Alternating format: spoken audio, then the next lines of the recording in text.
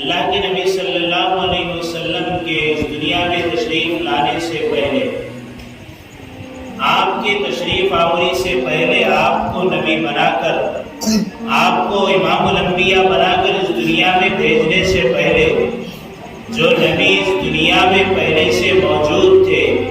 سیدنا عیسیٰ علی نبینا علیہ السلام،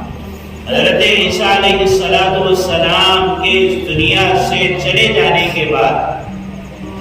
پیارے آقا صلی اللہ علیہ وسلم کے آنے سے پہلے اور حضرت عیسیٰ کے جانے کے بعد، دو انبیاء کے درمیان کا جو زمانہ ہے اور امت کی جو یہاں پر حالت ہے، انسانیت کی یہاں پر جو حالت ہے کہ یہاں بھی اس وقت میں انسانوں کے درمیان میں اللہ کی جانب سے کوئی نبی اور رسول مبعوث نہیں ہے، کوئی نہیں ہدایت کی بات بتانے والا، انہیں سیدھا راستہ دکھانے والا، انہیں حق کا راستہ، سچائی کا راستہ بتانے والا اس وقت میں کوئی موجود نہ تھا۔ تو لوگوں کی حالت یہ تھی کہ ہر وہ کام جو ظلم کے ناطے سے ہو، ہر وہ کام جو دوسروں کو تکلیف اور ایذا پہنچانے کے تعلق سے ہو، ہر وہ کام جو کسی ایک ہستی پر ظلم کے طور پر ہو، خواہ وہ عورتوں پر ہونے والا ظلم ہو، خواہ وہ بہن بیٹیوں کی عفت اور عصمت کا معاملہ ہو، خواہ وہ ہماری ایسی ماؤں کے ساتھ کہ جن کے شوہر کا انتقال ہو، ایسی بیواؤں کے ساتھ ہونے والے ظلم اور ستم کا معاملہ ہو، خواہ وہ شراب اور شباب کا دور ہو کہ جہاں ایک مجلس لگ گئی اور پوری مجلس میں شراب کی محفل سج گئی اور شراب کے مٹکے خالی کر لیے ایک ہی مجلس میں بیٹھ کر، جہاں جوا ہے، سٹا ہے، قمار ہے اور ہر طرح کی برائیاں ہی برائیاں ہیں، جہاں صرف بدیاں ہی بدیاں ہیں، جہاں صرف ناانصافیاں ہی ناانصافیاں ہیں، انسانیت پورے طور پر دم چھوڑ چکی تھی، حیوانیت کا ننگا ناش تھا۔ ایسے حالت میں اللہ رب العزت کو انسانیت پر رحم کھا کر ایک نبی امی امام الانبیاء محمد الرسول اللہ صلی اللہ علیہ وسلم کو دنیا میں بھیجنا تھا، آپ کو مبعوث کرنا تھا۔ محمد رسول اللہ صلی اللہ علیہ وسلم اس دنیا میں تشریف لانے سے پہلے کی حالت جو آپ نے ابھی سنی کہ انسانیت نام کی بھی باقی نہیں تھی، حیوانیت انسانیت کے شکل میں دنیا میں جی رہی تھی، یعنی انسان حیوانیت کی شکل میں دنیا میں جی رہے تھے۔ ایک خاندان والا، ایک قبیلے والا، ایک بزرگ جب اپنے موت کے آخری وقت میں اپنے قریبی لوگوں کو کوئی وصیت کرتا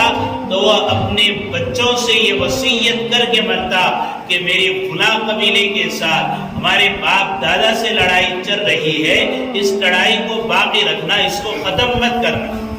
یہ حالت تھی اس وقت انسانیت۔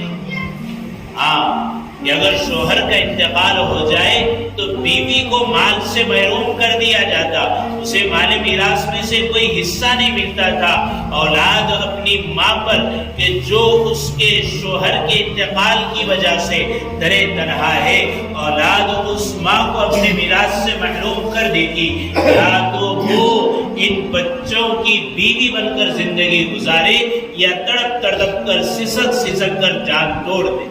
یہ حالت تھی انسانیت کی کہ مال کے لیے، دنیا کی عیش و عشرت کے لیے حیوانیت اور حیوانی طریقے اپنے اندر اپنائے ہوئے تھے۔ ایک باپ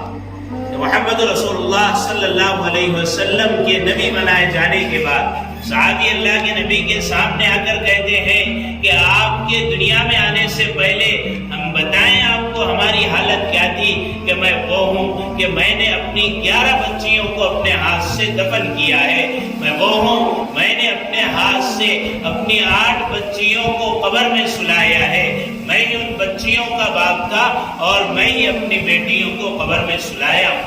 یہ حالت تھی انسانیت،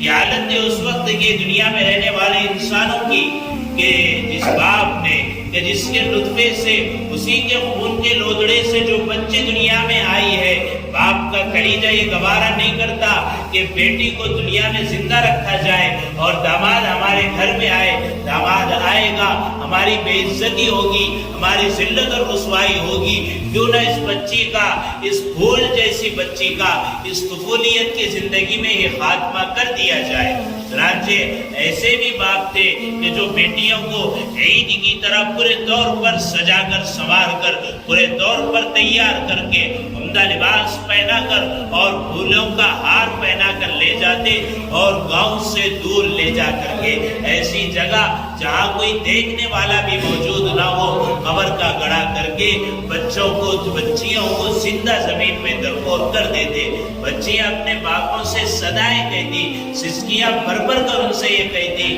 کہ ہم تمہارے اوپر بوجھ نہ بنے گی, ہم تمہارے گھر میں زندگی نہیں گزاریں گی, لیکن آخر تم یہ کیا کرتے ہو. بچیاں اپنے باپ سے شکوہ کرتی کہ ہمیں زندہ زمین میں دفن مت کر دینا, ہمیں چھوڑ دینا, ہم کہیں جا کر کے زندگی گزار لیں گی. لیکن وہ باپ کے داماد آنے کی وجہ سے ذلت اور رسوائی اٹھانی نہ پڑے, بیٹیوں کو اپنے ہاتھ سے زمین میں زندہ درپور کر دیتے. یہ حالت تھی انسانیت.